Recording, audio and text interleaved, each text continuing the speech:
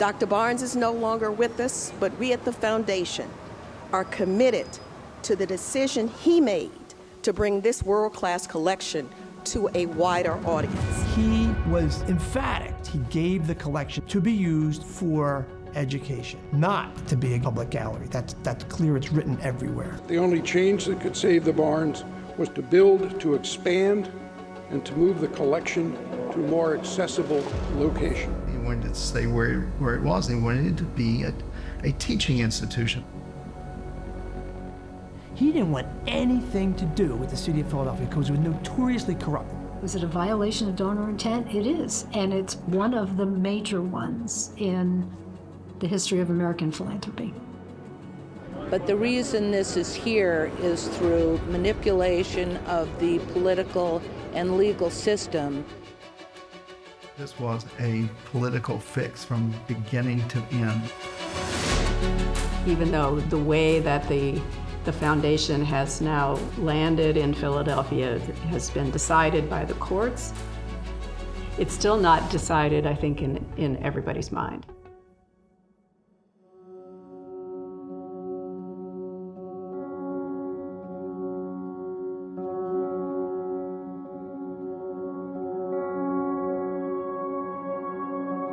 Dr. Barnes was a poor kid who worked his way out of the slums, became a multi-millionaire. He became so entranced with the paintings that he began collecting himself. By the time of his death, his collection was arguably the greatest post-impressionist art collection in the world. He created that collection as a backdrop for teaching a philosophy of not just the appreciation of art, but learning. He was also very disaffected with the academic institutions in town. He was a pro-civil rights, he was pro-New Deal. He was really out of sync with many of the other moguls in town. Barnes, though, he was in robust health. He drove over a red light and smashed into a tractor trailer and died instantly. He left it with Lincoln University, effectively the heir to the great Barnes art collection. And thus it stayed until the late 60s. And then what happens when a group of folks who really are not committed to the benefactor's intent at all gradually come to dominate this great art collection? I think it is totally clear Dr. Barnes's trust indenture. They just didn't want to do it. They couldn't fight Barnes. I mean, that just was not going to happen. But they certainly could once he was dead. There was political pressure on the Attorney General. You know, the easy route is you go to that Attorney General, you create a case for this thing's not viable, this thing could be better used a different way, and 9 times out of 10 you're going to have a pliant response because the Attorney General doesn't care about this person who's dead, certainly not if somebody's been dead for 10 years or 100 years. The first new president on the board, who was an outsider, decides he wants to sell paintings out of the collection. And he's saying it's this, it's the roof is leaking, it's that, and I'm there like, no, not at all.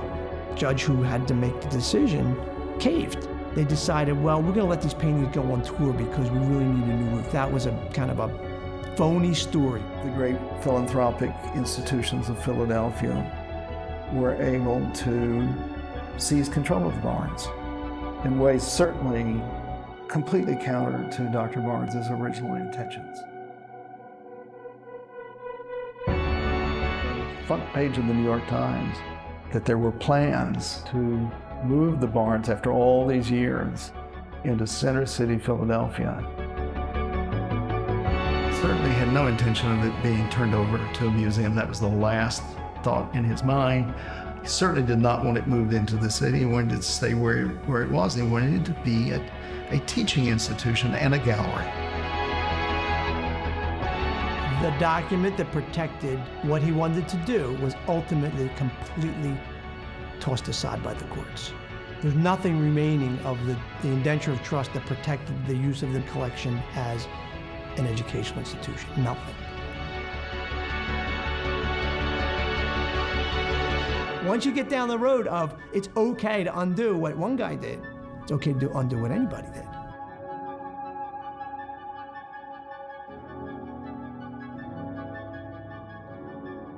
Albert Barnes, it was very clear that the last thing he wanted to happen to his art is exactly what happened.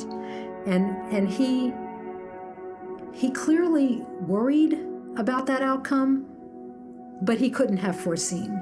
Donor intent is an expression of a donor's values, principles, and goals for any of the giving that donor is doing. When a donor makes a gift, that the receiving organization is going to use that gift as the donor meant. If donor intent goes away, then what we've learned is someone else with more money and a better lawyer will always get their way.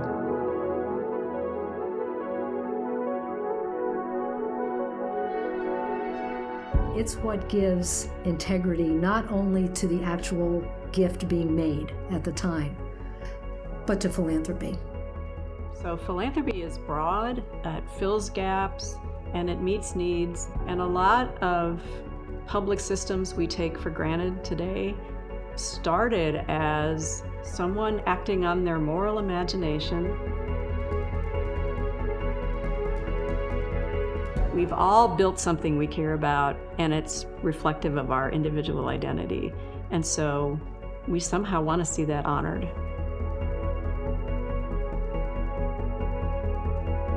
You need to take a lot of time to do due diligence and put some protections in place.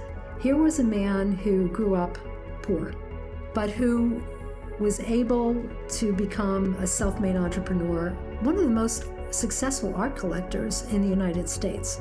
I think he tried very hard to put protections in place, but even he didn't anticipate everything that could happen. And it's hard to anticipate perpetuity. Your time, your advocacy to an organization, if you thought it was going to spend your money on something completely different. People think donor intent is, here's the list of things I give to. And that's an expression of your priorities, but it's not an expression of your values. And at the Roundtable, we really encourage donors to talk about why. And then I think, having a very clear gift agreement in writing where your wishes are expressed clearly, to assemble a board that is aligned with that mission so that you're leaving behind a core of people who are committed to following your example. And the thing is, Albert Barnes was doing that in life. He had the right idea with the indenture, but I'm not sure that he put everything in place he needed to put in place.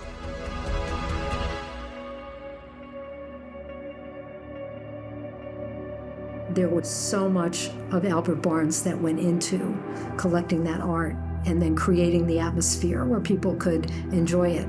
And so, I think the integrity of his gift was destroyed. But the danger is that if other philanthropists feel like the integrity of their gift is going to be destroyed too, you will see a decline in giving. Once everyone's dead, they're going to do what they want. That, unfortunately, is the message that comes out of this story. If you want your gift to be protected in the future, well past your demise, you need to have people who will take up the cause. They have to be sufficiently engaged in seeing that, your gift goes forward.